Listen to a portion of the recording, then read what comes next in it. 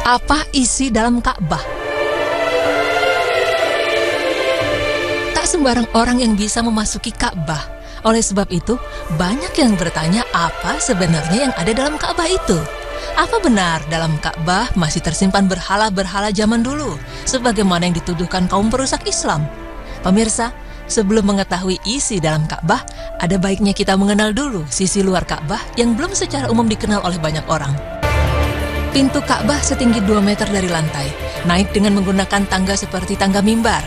Saat ini tangganya terbuat dari kayu berlapis perak yang dihadiahkan oleh salah seorang pengusaha India ke Ka'bah. Tangga tersebut tidak diletakkan di dekat Ka'bah, kecuali jika pintu itu akan dibuka untuk kunjungan dalam momen-momen tertentu tidak lebih dari 15 kali setahun. Lalu ada juga pancuran yang muncul dari atas atap di bagian tengah dinding rukun utara dan rukun barat. Pancuran itu disebut Mizab Rahmah. Mizab ini dibuat oleh Al-Hajjaj bin Yusuf dengan tujuan agar air tidak tergenang di atap Ka'bah. Pada tahun 959 Hijriah, Sultan Sulaiman Al-Utsmani mengganti ujungnya dengan bahan perak. Kemudian pada tahun 1021 Hijriah, Sultan Ahmad Al-Utsmani mengganti ujungnya dengan perak berukir yang ditulis dengan tinta biru berselang-seling emas. Pada tahun 1273 Hijriah, Sultan Abdul Majid Al-Utsmani mengirim pancuran air yang seluruhnya terbuat dari emas. Mizab atau pancuran air itulah yang ada sampai sekarang ini. Di depan Mizab terdapat Al-Hatim, yaitu bangunan melengkung setengah lingkaran yang kedua ujungnya berada di rukun utara dan barat dengan jarak 2,3 meter. Tingginya 1 meter dan tebalnya 1,5 meter. Bagian ini dibeton dengan batu pualam berukir dan di sepanjang bagian atas terdapat tulisan yang dipahat. Jarak dari tengah dinding bagian dalam ke dinding Ka'bah 8,44 meter. Ruang yang ada di antara keduanya disebut Hijr Ismail. Lalu bagaimana fisik dalam Ka'bah?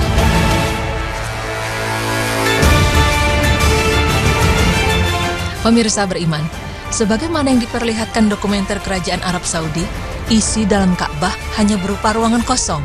Berikut ada 7 bagian di dalam Ka'bah yang harus kita ketahui, agar terhindar dari fitnah orang-orang yang mengatakan bahwa Ka'bah berisi berhala zaman dulu.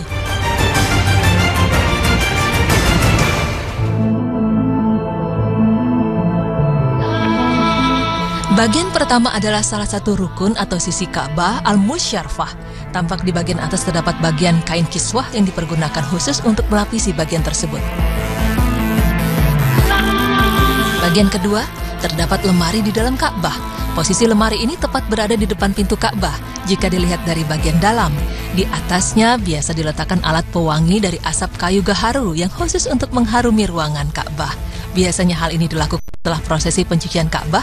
Di dalam lemari ini juga tersimpan semacam kapur pewangi yang beraroma mawar untuk membaluri dinding Ka'bah agar tetap wangi. Hal itu juga dilakukan setelah dinding-dinding Ka'bah dibersihkan dengan air zam-zam yang dicampuri dengan air mawar.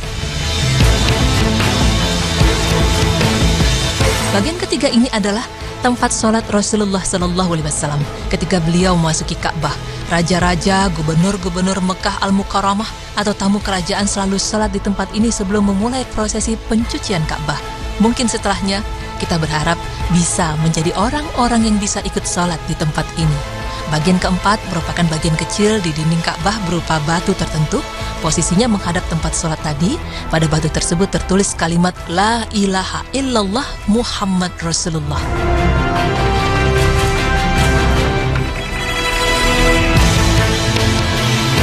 Dinding Ka'bah bagian dalam dibalut dengan batu pualam warna-warni dan dihiasi dengan ukiran bergaya Arab. Terdapat 7 papan yang menempel di dinding ini. Bagian kelima adalah atap dalam Ka'bah yang penuh dengan ukiran-ukiran mengagumkan.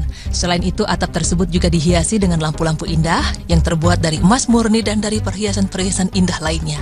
Sedangkan lantai Ka'bah dibuat dari batu pualam putih. Bagian keenam, ada sebuah pintu yang terdapat di dalam Ka'bah. Pintu ini bukanlah pintu utama Ka'bah. Pintu ini dinamakan pintu Taubat. Di dalam pintu tersebut terdapat tangga menuju ke atap Ka'bah. Bagian ketujuh adalah 3 pilar dari kayu gaharu terbaik. Panjang satu pilar sekitar 1/4 meter atau setengah meter berwarna campuran antara merah dan kuning. Ketiga pilar ini berjajar lurus dari utara ke selatan. Pada awal abad ini, tahun 2000-an, bagian bawah ketiga pilar retak yang kemudian diperbaiki dengan diberi kayu melingkar di sekelilingnya. ketiga pilar ini dibuat atas inisiatif Abdullah bin Al-Zubair 3 abad yang lalu.